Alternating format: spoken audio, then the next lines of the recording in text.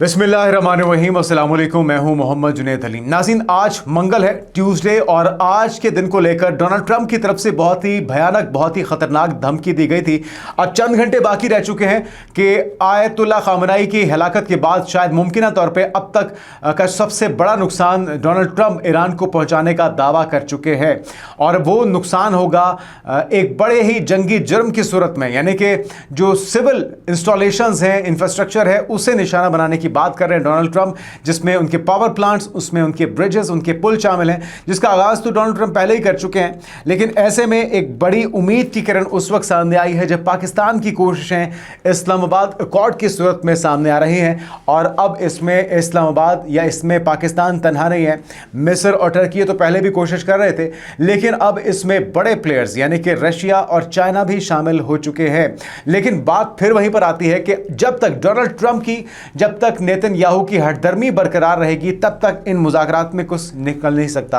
क्योंकि track record की अगर बात की जाए तो पहले भी जितनी बार मुज़ाकरात हुए हैं, अमेरिका की तरफ से ईरान की पीठ में छुरा घोंपा गया है, चाहे वो मुज़ाकराती अमल हो या फिर मुज़ाकरात को कामयाब करने की कोशिशें हों। इस वक्त ईरान की तरफ से बड़ा वाज़ेह कह चुका है कि भाई, ये अगर आप चाहते हैं कि अमन हो और मुस्तकिल हो तो उसके लिए आपको कुछ शराइत पर अमल दरामद करना होगा, जिसमें सबसे पहली शर्त तो यह है कि आपको इस खित्ते के अंदर, ना सिर्फ ईरान के अंदर जंगबंदी करनी होगी, बल्कि खित्ते के अंदर, चाहे वो लेबनान हो, चाहे वो लीबिया हो, चाहे वो दीगर ममालिक हों, चाहे वो गज़ा के अंदर मज़ालिम हो, क्योंकि पिछले 24 घंटों के अंदर एक बार फिर से शदीद हमले किए गए हैं इसराइल की तरफ से इन तमाम मकामात पर, और इन्हें ताक ताक कर निशाना बनाया जा रहा है, बल्कि हमलों में मज़ीद शिद्दत लाई गई है, क्योंकि बुखलाहट बहुत ज़्यादा है, तबाही बहुत ज़्यादा हुई है। जिस तरह से हमने आपको गुज़श्ता रोज़ भी खबर दी थी कि रिजीम चेंज हो चुकी है अमेरिका के अंदर, उनकी मिलिट्री लीडरशिप को, उनकी मिलिट्री कमांड को तब्दील किया जा चुका है, तमाम जर्नल्स को तब्दील कर दिया गया है। वो तमाम लोग जो अकल की, समझ की बात कर रहे थे, मंतक की बात कर रहे थे, उन्हें रास्ते से हटाया जा चुका है, और पीट हेग्सेट जैसा शैतान, जो कि इस वक्त डिफेंस सेक्रेटरी भी है अमेरिका का, और अपनी बदबूदार करैक्टर की वजह से, हरकतों की वजह से वो पहचाना जाता है। एक तकरीब के अंदर, बल्कि तकरीब क्या, ये अपनी प्रेस ब्रीफिंग के लिए जिस वक्त आया है मीडिया के नुमाइंदगान के सामने, किस तरह की इसने ऊंची हरकत की है। यहाँ पाकिस्तान में तो जो हमारे पठान भाई हैं वो मरने मराने पर तुलाते हैं अगर ऐसी कोई हरकत उनके सामने करते हैं। इसको इखलाक से गिरी हुई हरकत कंसीडर किया जाता है। लेकिन ज़रा पीट हेग्सेट की शर्मनाक हरकत देखिए कि मीडिया से गुफ्तगू करने से पहले उसने आगाज़ किस अंदाज में किया, ज़रा सुनिए। तो नाज़रीन, जिस कदर ये बदबूदार किरदार है, उसी तरह की गुफ्तगू भी करता है, उसी तरह के ख्यालात का इजहार भी करता है। और हमने आपको अमरीकी सेनेटर की गुफ्तगू सुनाई थी, जिसमें इसके चेहरे के सामने, इसके मुंह के सामने बैठकर वो ये कह रहे थे कि तुम्हारे ही एक कुलीग ने हमें बताया है कि एक तकरीब के अंदर न्यूयॉर्क के मौके पर तुम नशे की हालत में धुत थे, और तुमने हर्जा सराई की थी मुसलमानों के ख़िलाफ़ कि दुनिया में मौजूद तमाम मुसलमानों को मार दिया जाना चाहिए। तो इस तरह की सोच के हम लोग जब डिफेंस सेक्रेटरी होंगे तो फिर उनसे आप किस तरह खैर की तवक्को या समझबूझ की, हिकमत की, तदब्बुर की तवक्को कर सकते हैं। लेकिन बहरहाल पाकिस्तान कोशिशों में मसरूफ़ है, और पाकिस्तान के अंदर जो इसके असरात हैं उनका सिलसिला भी जारी है। स्मार्ट लॉकडाउन किए जा रहे हैं, इसके अंदर फ्यूल एफिशिएंसी को बढ़ाने के लिए ऑफिस के औकात कारण कम किए जा रहे हैं, मार्केट्स को 8 बजे बंद किया जा रहा है। तो पाकिस्तान समेत दुनिया भर के अंदर इस जंग के असरात देखे जा रहे हैं। फ्यूल प्राइसेस बढ़ चुकी हैं, $111 फ़ी बैरल से ज़्यादा तजावुज़ कर चुका है जिस वक्त तेल है। और जिस वक्त अगर हम बात करते हैं दोनों फोर्सेस के मोराल की, टेक्नोलॉजी का कोई मुकाबला नहीं है, जो वसाइल हैं उनका कोई मुकाबला नहीं है, बजट का कोई मुकाबला नहीं है कि अमेरिका और ईरान के जो दिफाई बजट है उसका कोई कंपैरिजन हो ही नहीं सकता। लेकिन अभी तक आखिर वजह क्या है कि ईरान ये जंग जीत रहा है, और अमेरिका सुपर पावर होने के बावजूद जदीद तरीन आपके पास मिसाइल सिस्टम है, आपके पास एयर डिफेंस सिस्टम है, आपके पास जदीद तैयारे हैं, आपके पास जदीद ड्रोन है, आपके पास जदीद हेलीकॉप्टर हैं, आप सबसे ज़्यादा तादाद में एटमी हथियार रखते हैं, इसके बावजूद आप ये जंग हार क्यों रहे हैं? तो उसकी बुनियादी वजह नाज़रीन ये वज़ीर दाखिला है ईरान के, उनकी तरफ से बताया गया कि पिछले 10 रोज़ में जो सिविलियंस हैं ईरान के, उन्होंने ख़ुद को इस जंग में पेश करने के लिए जो रजिस्ट्रेशन करवाई है उनकी तादाद 12 मिलियन से तजावुज़ कर चुकी है। आप अंदाज़ा लगाइए कि ख़ुद को वॉलंटरीली पेश किया है ईरानी अवाम ने, और 1 करोड़ 20 लाख से ज़ायद ईरानी अब तक ख़ुद को रजिस्टर करवा चुके हैं कि अगर उनकी ज़रूरत पड़े तो वो इस जंग में ख़ुद को पेश करते हैं और अपनी खिदमात पेश करने के लिए, अपनी जानें कुर्बान करने के लिए वो तैयार हैं। अगर दूसरी तरफ बात की जाए अमेरिका की और इजराइल की, तो वहाँ पे हज़ारों लाखों लोग सड़कों पर हैं और वो मुजाहिरा कर रहे हैं अपनी हुकूमत के ख़िलाफ़, इस जंग के ख़िलाफ़, और वो नहीं चाहते कि इस जंग को बढ़ाया जाए क्योंकि उसूलों के ख़िलाफ़ है। और सबसे शर्मनाक जो बात है वो ये कि जब अमेरिकी सहाफ़ी की तरफ से पूछा गया कि डोनाल्ड ट्रंप जो बात कर रहे हैं ब्रिजेस को निशाना बनाने की, पावर प्लांट्स को निशाना बनाने की, तो उनका जवाब इससे भी शर्मनाक था। वो कहते हैं जी वो जानवर हैं, इस वजह से हम उनके ऊपर इस तरह के हमले करेंगे। सिविल जो इंस्टॉलेशन है, इंफ्रास्ट्रक्चर है, उसको निशाना बनाने के वो गैर कानूनी या जंगी जराइम के ख़िलाफ़, जंगी जराइम का इर्तिकाब करना नहीं समझते। कुछ ताज़ा डेवलपमेंट्स आपके साथ शेयर करते हैं नाज़रीन, और उसके बाद फिर आगे बढ़ेंगे, जिसमें सबसे बड़ी जो डेवलपमेंट है वो यही है कि पाकिस्तान की जो कोशिशें हैं वो रंग लाती दिखाई दे रही हैं। पाकिस्तान जो कोशिश कर रहा है, चाहे मुज़ाकरात कामयाब होते हैं या नहीं होते, पाकिस्तान का नाम अल्हम्दुलिल्लाह सुनहरी हरूफ में तारीख के पन्नों में लिखा जा चुका है। और इससे अगर हमारे दुश्मन को, भारत को तकलीफ़ होती है, इजराइल को तकलीफ़ होती है, अफ़गानिस्तान को तकलीफ़ होती है, तो होती रहे। पाकिस्तान ये कोशिश करता रहा है, कर रहा है और आइंदा भी करता रहेगा। ताज़ा डेवलपमेंट्स की अगर बात की जाए, अमेरिका ने गुज़श्ता रोज़ तारीख का बड़ा रेस्क्यू मिशन अंजाम दिया। पहले पायलट को बचाने के लिए 21 और दूसरे ऑपरेशन में 155 तैयारों ने हिस्सा लिया।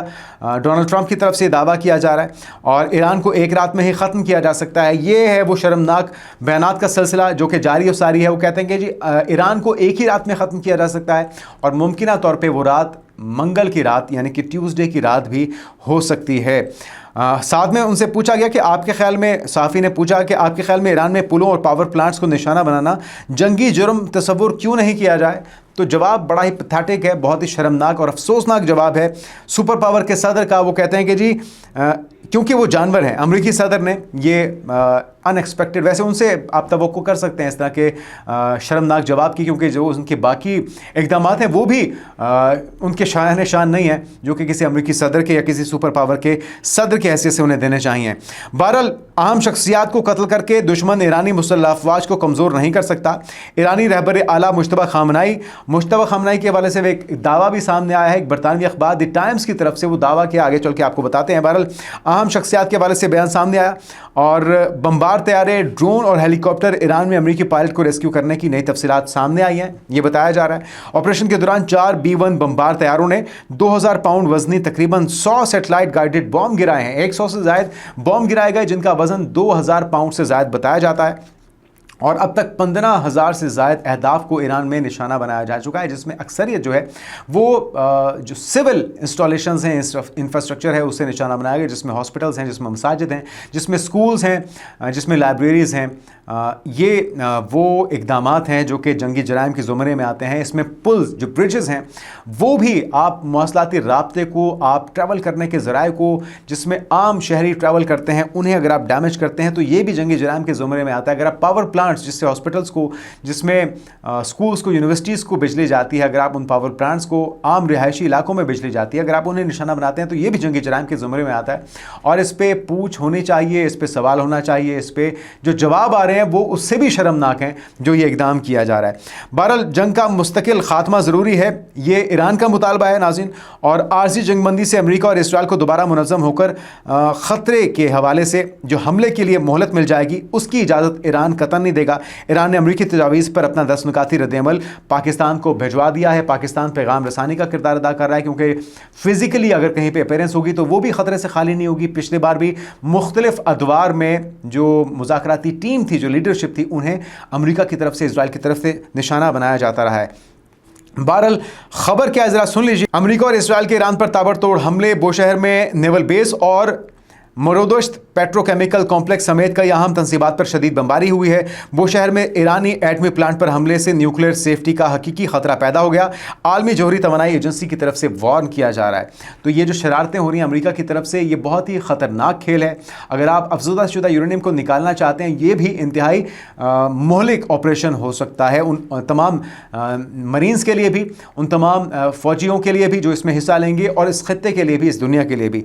इसके अलावा ऐसी जंगबंदी कबूल नहीं करेंगे जो ईरान ईरान के जौहरी प्रोग्राम और हम पर बरसने वाले मिसाइलों और ड्रोन्स का मामला हल ना कर सके। मुत्तहदा अरब अमारात का ये बयान, मुत्तहदा अरब अमारात की तरफ से मुसलसल शर्मनाक किरदार अदा किया जा रहा है इसराइल और अमेरिका का साथ देते हुए ईरान पर हमले की सूरत में। और जब ये जंग खत्म होगी तो यकीनी तौर पर उन्हें इसके नताइज के लिए तैयार रहना चाहिए। अभी भी वो भुगत रहे हैं, लेकिन ये नताइज उस वक्त ज़्यादा शदीद हो सकते हैं।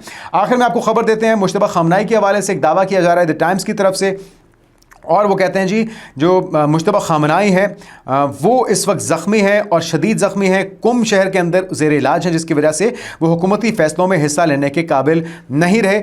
और एक रिपोर्ट के मुताबिक जो अमरीकी और इसराइली इंटेलिजेंस की जानिब से खलीजी ममालिक के साथ शेयर किए गए सिफाती नोट पर मबनी है, बताया गया है कि इस हमले में जिसमें अली खामनाई हलाक हुए, मुश्तबा खामनाई भी शदीद ज़ख्मी हुए, फ़ैसला साजी के अमल में हिस्सा लेने के काबिल नहीं है। गुज़िश्ता रोज़ एक वीडियो भी आई थी जिसमें मुश्तबा खामनाई को आते हुए देखा गया था और डिमोना जो न्यूक्लियर रिएक्टर है उसको दिखाया गया था, स्क्रीन के ऊपर चल रहा है, उसके ऊपर हमला किया जा रहा है ईरान की तरफ से। वो थी तो एआई वीडियो, लेकिन उसके अंदर दुश्मन को मैसेज बड़ा वाज़ेह दे दिया गया कि भाई पूरी तरह से मुतहरिक है ईरानी फोर्सेस भी, पासदारान इनकलाब भी, उनकी लीडरशिप भी और उनकी आवाम भी, जो 1 करोड़ और 10 लाख से ज़ायद या 20 लाख से ज़ायद ईरानी शहरियों ने ख़ुद को रजिस्टर करवाया, ख़ुद को पेश किया इस जंग में कंट्रीब्यूट करने के लिए। इस चीज़ की निशानी है कि ईरान ये जंग हार नहीं सकता जब तक उनकी आवाम उनके साथ खड़े हुए। आने वाले दिनों की पेशरफ से आपको आगाह करते रहेंगे। अपना ख्याल रखिएगा।